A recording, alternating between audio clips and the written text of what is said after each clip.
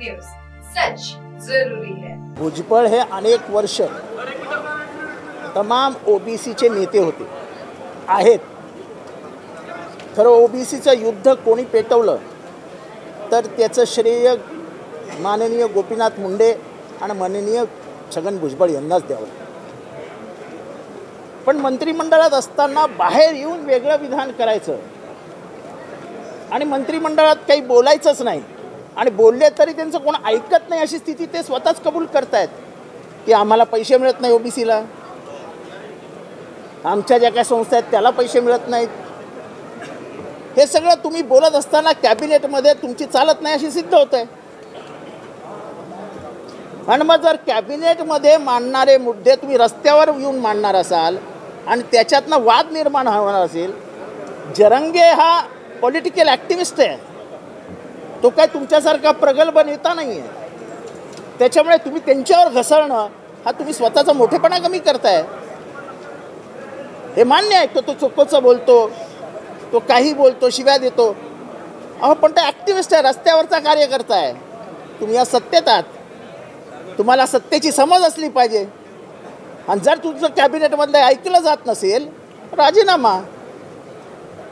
या देशाचा इतिहास आहे, संयुक्त महाराष्ट्राच्या चळवळीमध्ये जेव्हा मुंबई महाराष्ट्राला द्यावी ही मागणी मान्य होत नव्हती तेव्हा एका माणसाने राजीनामा फेकला होता, त्या माणसाचं नाव सी.डी. देशमुख। असं काय घडत नाही महाराष्ट्रामध्ये? हे भांडण लावण्याचे उद्योग कशासाठी?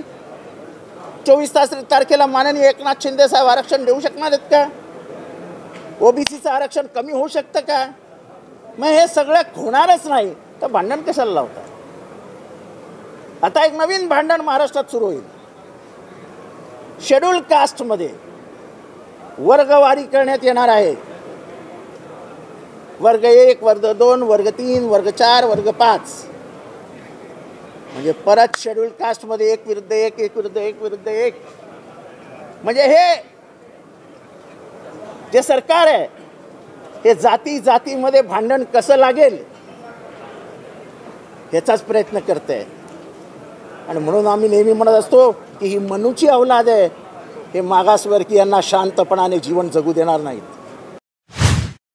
त्यांचं निवारण होण्यासाठी जसं माननीय मुख्यमंत्र्यांची जी भूमिका आहे ती सर्वांना घेऊन चालायचं, कोणीही या महाराष्ट्रात दुर्लक्षित राहू नये, कोणावरही अन्याय होऊ नये, कोणालाही असं वाटू नये की शासनाचं आपल्याकडे लक्ष नाही आहे। आणि त्यामुळे परशुराम आर्थिक विकास महामंडळाची घोषणा केली आहे आणि पुढे माननीय मुख्यमंत्र्यांनी प्रशासनाला आदेश दिले आहेत की पुढच्या कॅबिनेटच्या बैठकीमध्ये यावर एक प्रस्ताव आणावा आणि तो मंत्रिमंडळासमोर ठेवावा, जेणेकरून त्याची पुढील कारवाई सुरू राहील।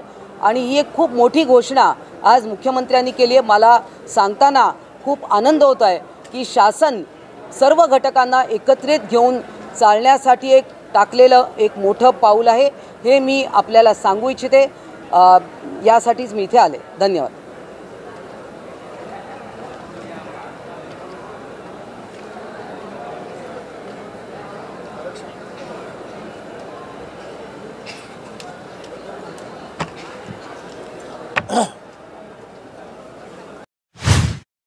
हा काय दिशादर्शक कुठली पत्रिका आहे असं मानायचं काही कारण नाही। भाजप आधी कसं बोललं हे मला माहीत नाही, त्यांनी कुठला संदर्भ दिला, परंतु अनेकदा त्या ठिकाणी उपमुख्यमंत्री या राज्यामध्ये झालेले आहेत। पूर्वी त्या ठिकाणी उपमुख्यमंत्री या राज्यात काँग्रेसच्या काळातही झालेले आहेत। त्याच्यामुळे संजय राऊत काय बोलतात आणि सामना काय बोलतं याच्यावर आम्ही प्रतिक्रिया दिली पाहिजे, किंवा ते काय कुठला लँडमार्क करते हे काय मानायचं कारण नाही। त्यांना आणि त्यांच्या त्या लेखाला आम्ही महत्त्व देत नाही।